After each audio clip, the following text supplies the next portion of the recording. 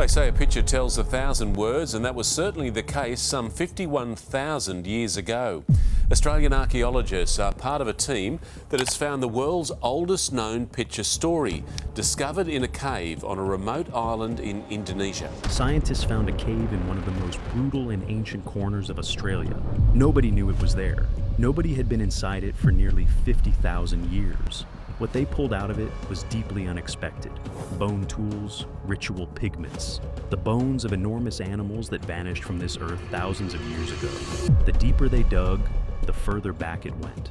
And when the final numbers came back, this cave did not just break every record on the continent.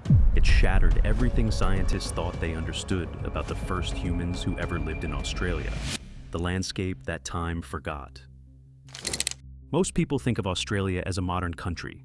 Cities, highways, beaches, but travel far enough inland, past the roads and the noise, and you enter a completely different world.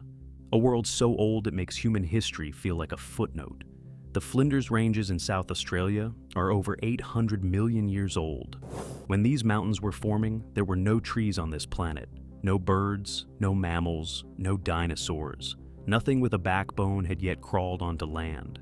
These rocks existed before almost every living thing humans have ever seen or named.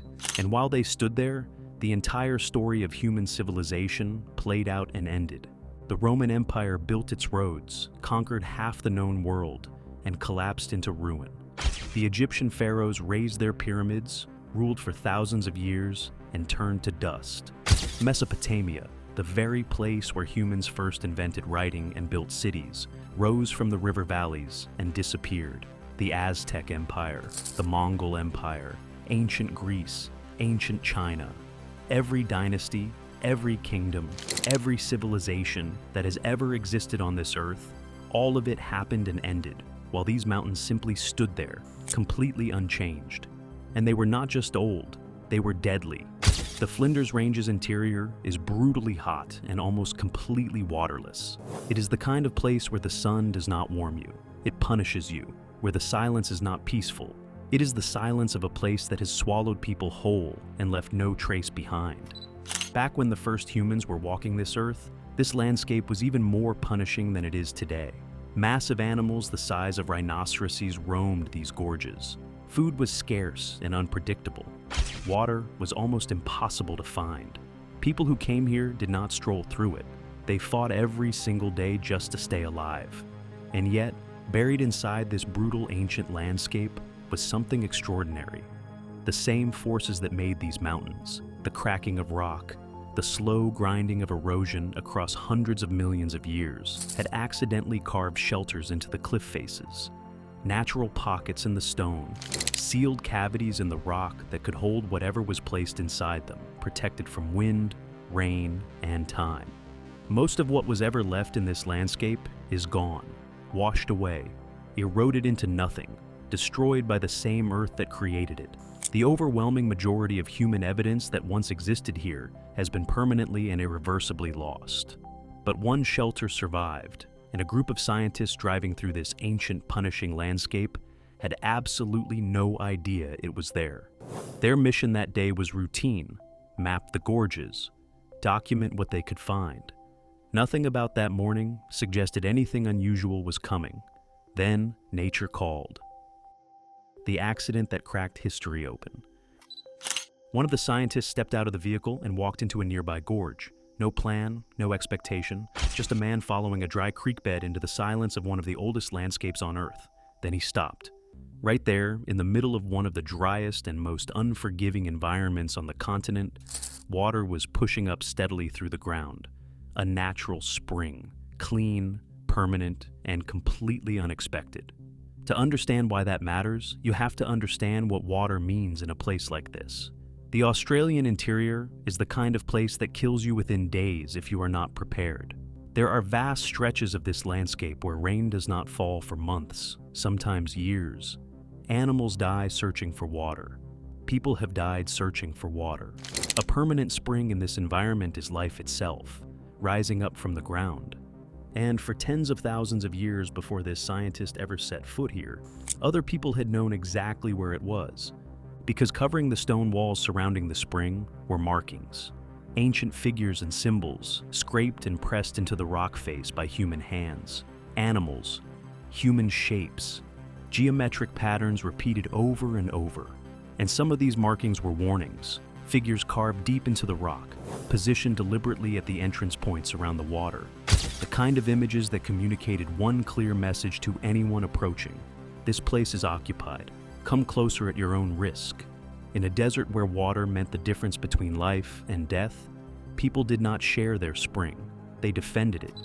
These carvings were not art. They were a boundary drawn in stone that had been standing long before any modern nation ever wrote its first law. Then he looked up. Carved into the cliff face, about 20 meters above the ground, sat a rock shelter. To picture it, imagine a large hollow that has been slowly eaten into the side of a cliff over millions of years by wind and erosion. Wide enough for a group of people to live in, deep enough to block the weather, and its ceiling was completely black. For rock to absorb that much carbon, fire had to burn in that exact spot thousands of times over an almost incomprehensible stretch of time. Not one fire, not 10.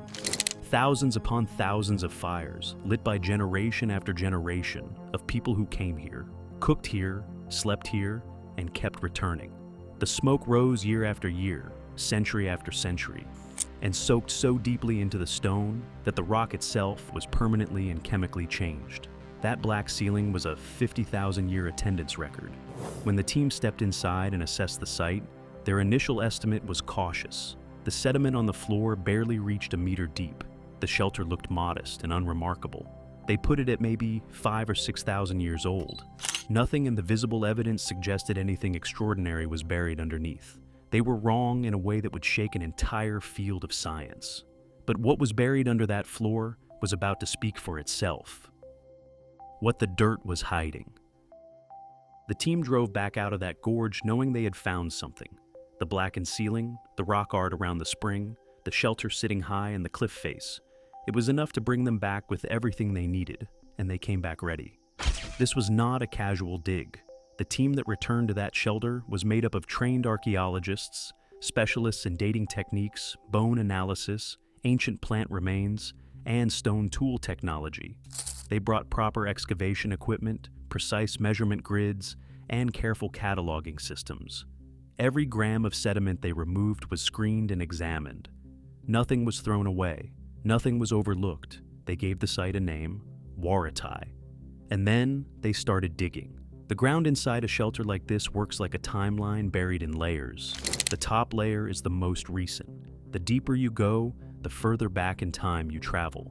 Each layer is a sealed moment in history, untouched since the day it was covered by the next one forming on top of it. The team was not just digging through dirt. They were moving through time.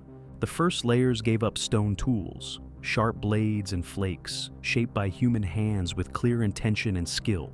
But deeper down, they found something more significant. Hafted tools. A hafted tool is a stone blade that has been fixed into a wooden handle, creating a single instrument that is far more powerful and controlled than a loose blade alone. Making one requires real planning. The stone has to be sourced and shaped correctly. The wood has to be found and prepared. Then both materials have to be joined in a way that holds under the physical pressure of actual use. This is not someone grabbing a rock out of desperation.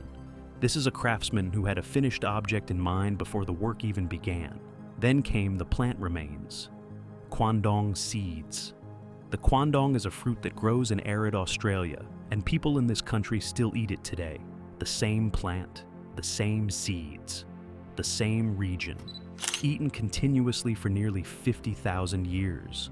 That is one of the longest unbroken relationships between a human population and a specific food source anywhere in the entire global archaeological record. There was also fibrous plant material found in the shelter, possibly used to make nets for trapping animals. If that is confirmed, these people were not simply chasing animals and hoping for the best. They were setting traps, building systems designed to capture prey, planning their hunts before the hunt even started.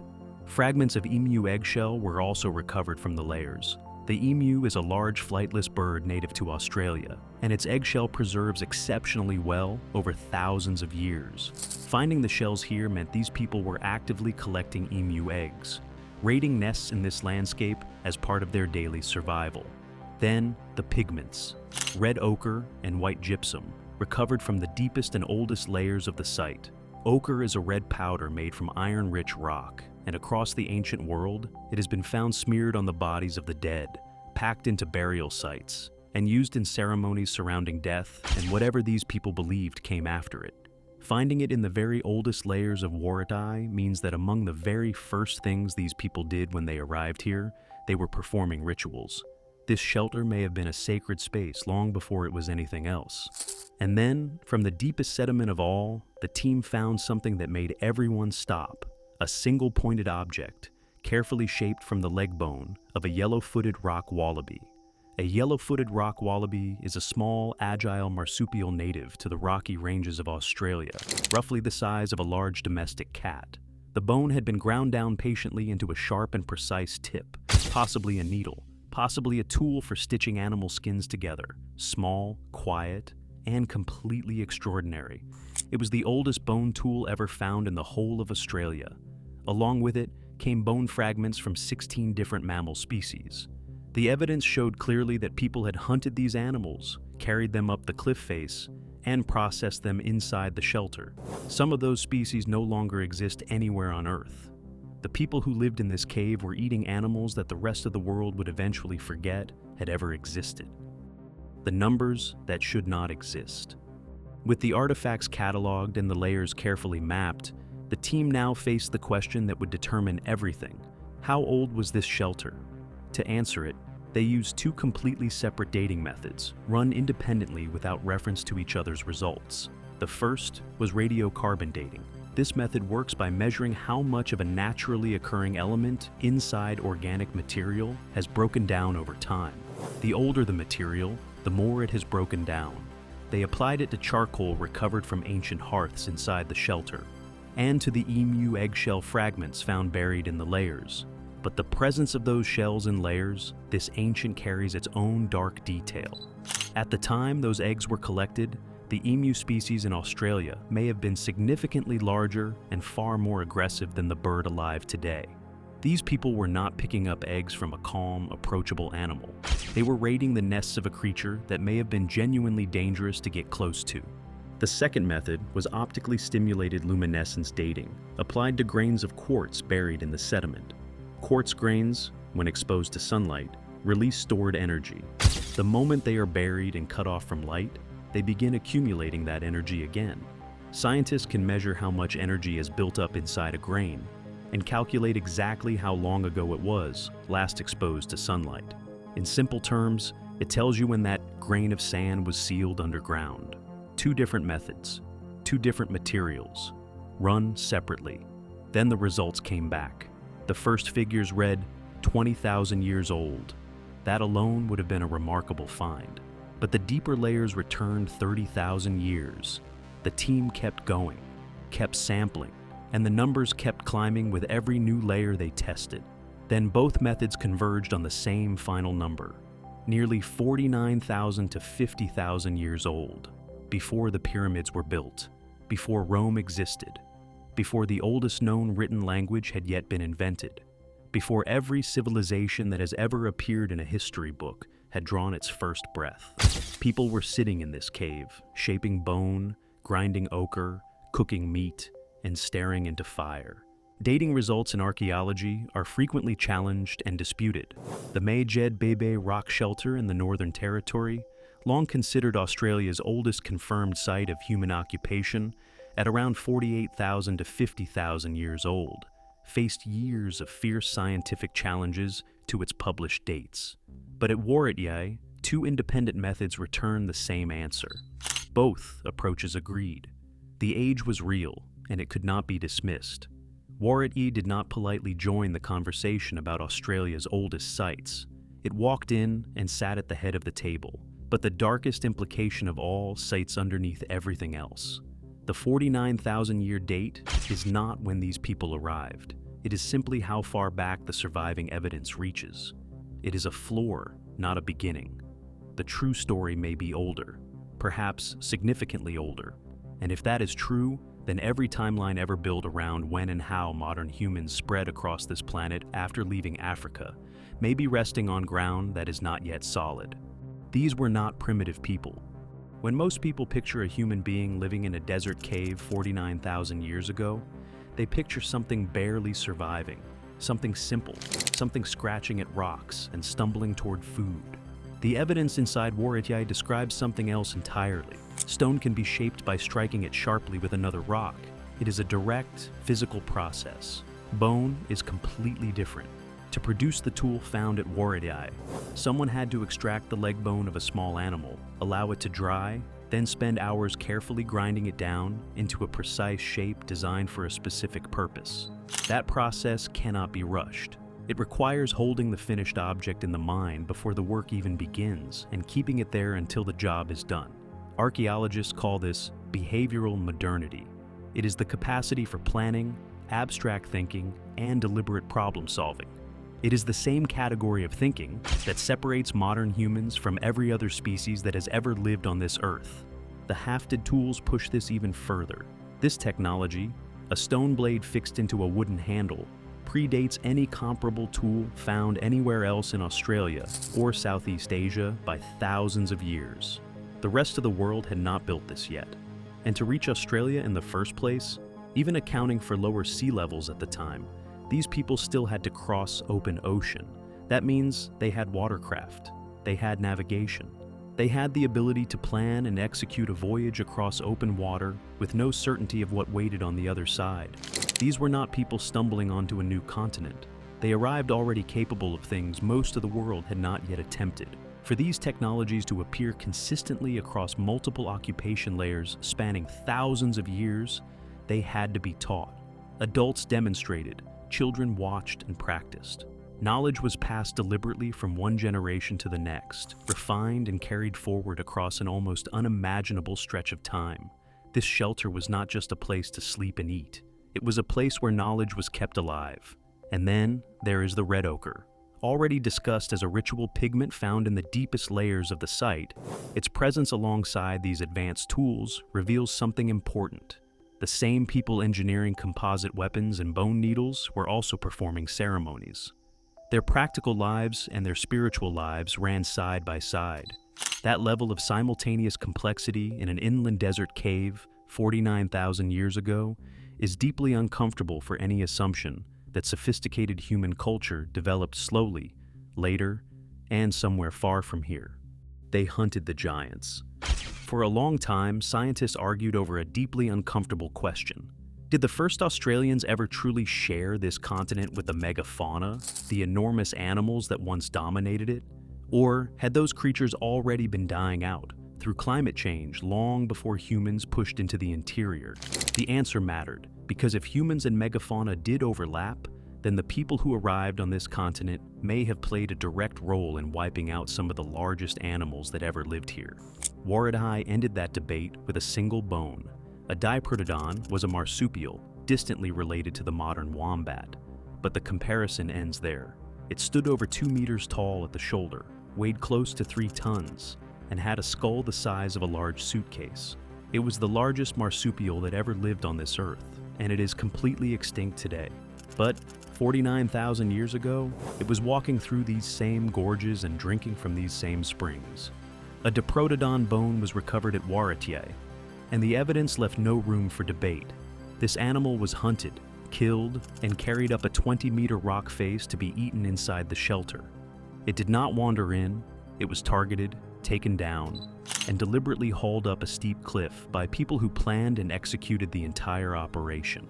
Moving portions of a 3-ton animal up a near vertical 20-meter climb requires a coordinated group with assigned roles and a plan that existed before the hunt began. The diprotodon bone is not just evidence of hunting.